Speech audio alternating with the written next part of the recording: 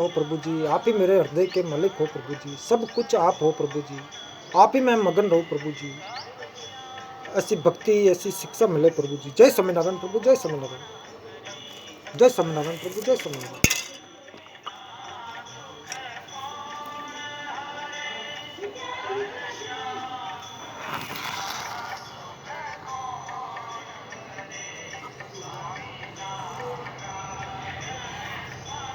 तो भगवान सूर्य जी का परिवार, भगवान सूर्य जी का परिवार, जय स्वामीनारायण प्रभु, जय स्वामीनारायण। तो भगवान सूर्य उत्पत्ति के समय एक प्रकाशमय विशाल गोलाकार वृत्त के रूप में थे। उनका एक नाम मार्तंड है। देव शिल्पी विश्वकर्मा ने अपनी पुत्री संज्ञा का विवाह उनके साथ कर दिया था। तो संज्ञा के सुरेणु, रानी, दो, वाष्टी एवं प्रभा आदि अनेक नाम है। सूर्य का प्रचंड तेज संज्ञा के लिए सर्वथा दुख सह था। तेज से उसकी आंखें मुंद जाती थी, फिर भी वह सभी प्रकार से अपने पति को संतुष्ट रखती थी। उसी स्थिति में संज्ञा से स्वत, मनु, यम और यमुना नाम की 3 संतानें उत्पन्न हुई। तो संज्ञा के मन में अपने पति के सुंदर रूप के स्पष्ट न देखने का दुख बना रहता था। उसने सोचा कि तपस्या करने से मुझ में वह शक्ति आ सकती है जिससे मैं उनके सुंदर रूप को अच्छी तरह देख सकूं और उनके अंग स्पर्श को सह सकूंगी। ऐसा विचार कर उसने अपने शरीर से एक छाया प्रकट की और उसे छाया प्रकट की। जय स्वामीनारायण प्रभु, जय स्वामीनारायण। और उसने पति की सेवा में नियुक्त कर स्वयं कुछ दिन पिता के घर रहकर बाद में उत्तर कुल में तपस्या करने चली गई। तो अपने सतीत्व की रक्षा के लिए उसने अपना स्वरूप अश्विनी का बना लिया था। तो छाया का दूसरा नाम विशुभा है।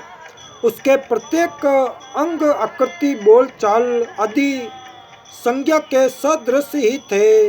इसीलिए भगवान सूर्य जी ने इस रहस्य की ओर ध्यान नहीं दिया। वे छाया को संज्ञा ही मानते रहे। उससे सावनी, मनु, शनि और तपती तथा विष्टि भद्रा नाम की 4 संतानें हुई। छाया अपनी संतानों को बहुत प्यार करती थी और वे स्वत, यम तथा यमुना से देश करती थी। ये विषमता अंत में इतनी बड़ी, जय स्वामीनारायण प्रभु, जय स्वामीनारायण, इतनी बड़ी कि उसने विवाद का रूप धारण कर लिया। छाया द्वारा निरंतर उत्पीड़ित होने पर यम को एक दिन क्रोध हो आया। तो माता को धमकाने के लिए उन्होंने अपना पैर उठा लिया। ये देखकर छाया कुपित हो उठी। उसने शाप दे दिया कि पितृ भाया पर उठाया ये पैर पृथ्वी पर गिर पड़ेगा। इसी कलह के बीच भगवान सूर्य देव आ गए। तो बालक यम ने पिता से कहा कि पिताजी, माताजी, प्रतिदिन हम 3 भाई बहनों को तंग किया करती है। वह हमें शनि, तपती आदि की तरह नहीं मानती। उसने अब हमें पृथ्वी पर पैर गिरने का शाप भी दे डाला है।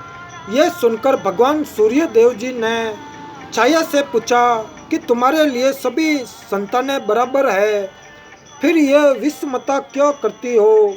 तो भगवान सूर्य ने छाया के शाप का परिवार करते हुए कहा कि यम का पैर नहीं गिरेगा। तपती सौरण की पत्नी होगी और विंध्याचल के दक्षिण तपती और उत्तर की ओर यमुना बहेगी। ये दोनों नदियाँ जनता के पाप ताप का नाश करती रहेगी। पूर्ण उन्होंने पुत्र को वरदान दिया कि तुम लोकपाल बन जाओ। इसके बाद भगवान सूर्य देव अपने ससुर वृष्टा के पास गए।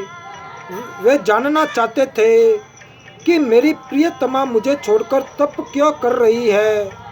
तो वृष्टा ने ध्यान लगाकर सब बातें जान ली।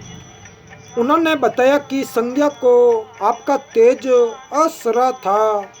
आप में इतना अधिक प्रकाश है कि आपका रूप उससे ढक जाता है। यदि आप चाहे तो प्रकाश को तराश कर कम कर दिया जाए। तो भगवान सूर्य जी ने अपनी पत्नी की प्रसन्नता के लिए कष्ट सहने को तैयार हो गए। तब वृष्टा विश्वकर्मा ने ब्रह्मी खराद पर चढ़ाकर उनके तेज को छाट दिया। तो भगवान सूर्य जी को अपनी पत्नी के अनुरूप पाकर बड़ी प्रसन्नता हुई। वे अपनी पत्नी के पास उत्तरपुर चले गए। वहाँ उन्होंने अपने सतीत्व की रक्षा के लिए अश्विनी रूप में स्थित अपनी पत्नी को पहचान लिया और स्वयं अश्व का रूप धारण कर उससे मिले। तो बेचारी अश्विनी घबरा गई। वह डर गई कि किसी दूसरे पुरुष ने मेरा स्पर्श न कर लिया हो। तब उसने दोनों नाकों से सूर्य जी के तेज को फेंक दिया। उसी से अश्विनी कुमारों की उत्पत्ति हुई और तेज के अंतिम अंश से रेवंत की उत्पत्ति हुई। बड़े होने पर दोनों अश्विनी कुमार देवताओं के वेद हुए और रेवंत को गुनाहों एवं अश्व का आधिपत्य प्राप्त हुआ। इस तरह भगवान सूर्य देव जी को संज्ञा से वे व्यवस्थ मनु यम यमुना अश्विनी कुमार और रेवंत तथा छाया से शनि तप्ती विष्टि और सार्वणी मनु ये 10 संतानें हुई। विषमता अच्छी नहीं होती। तो भगवान छोटे बड़े सब में समान रूप से विद्यमान है। अंत सदा सम व्यवहार ही करना चाहिए। यही साम्य योग है।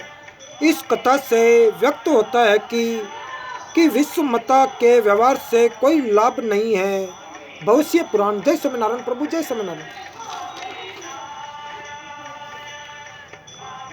तो भगवान शंकर जी की भक्ति से मनुष्य में इतनी सामर्थ्य आ जाती है कि वह देवों को भी अभिभूत कर सकता है।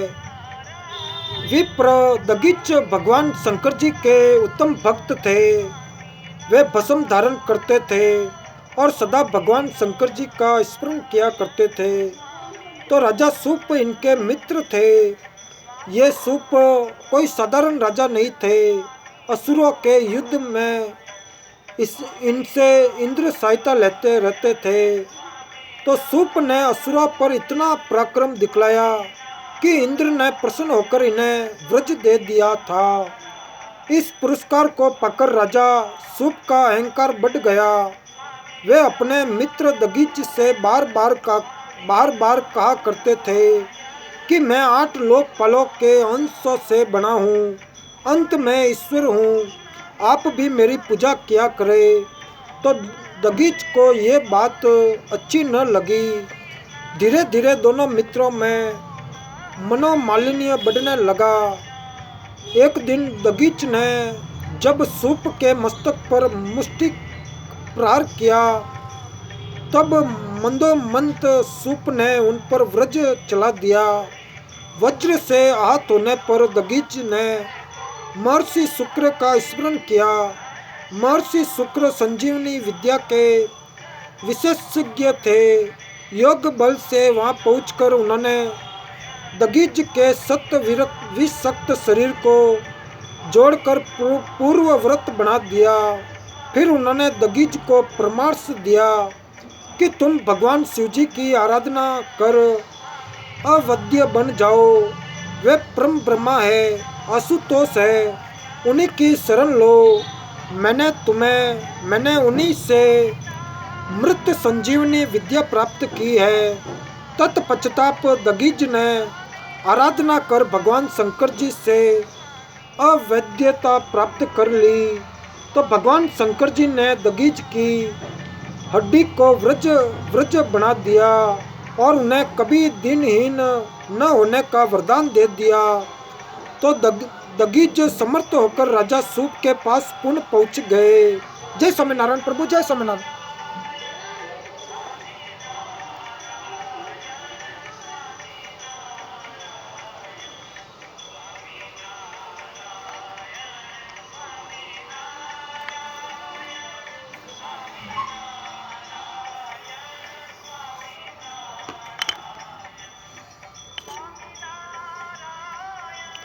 स्वामीनारायण।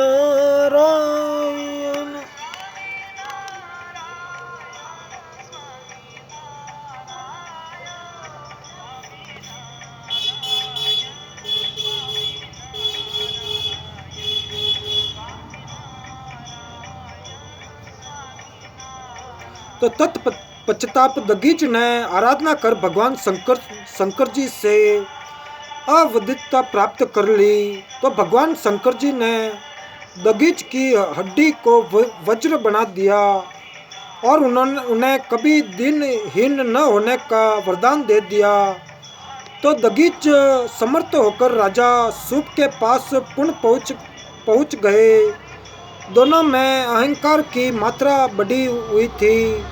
राजा सूप ने उन पर पूर्ण वज्र का प्रहार किया, किंतु इस बार दगीज का बाल भी बाका न हुआ, उनमें दीन भाव भी न आया। जय स्वामीनारायण प्रभु, जय स्वामीनारायण।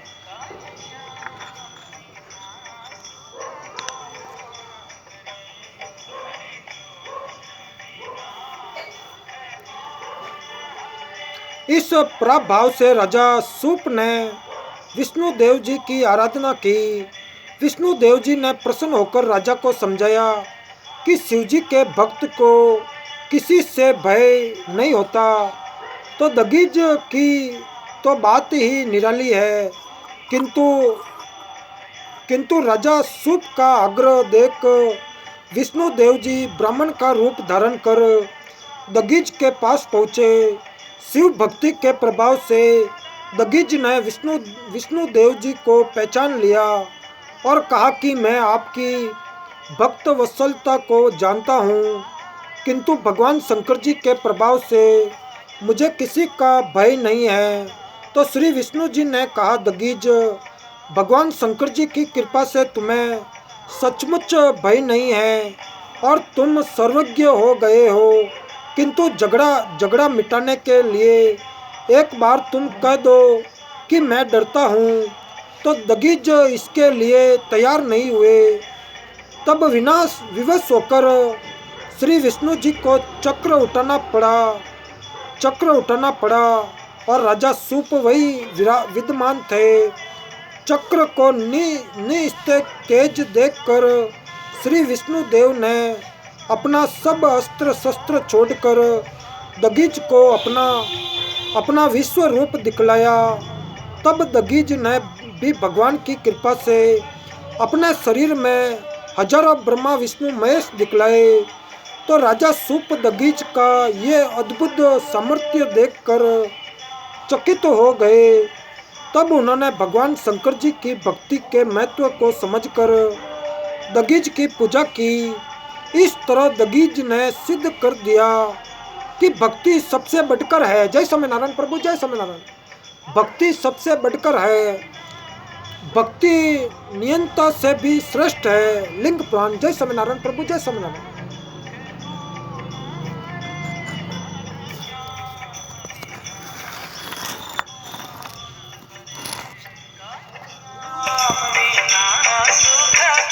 जय स्वामीनारायण प्रभु, जय स्वामीनारायण।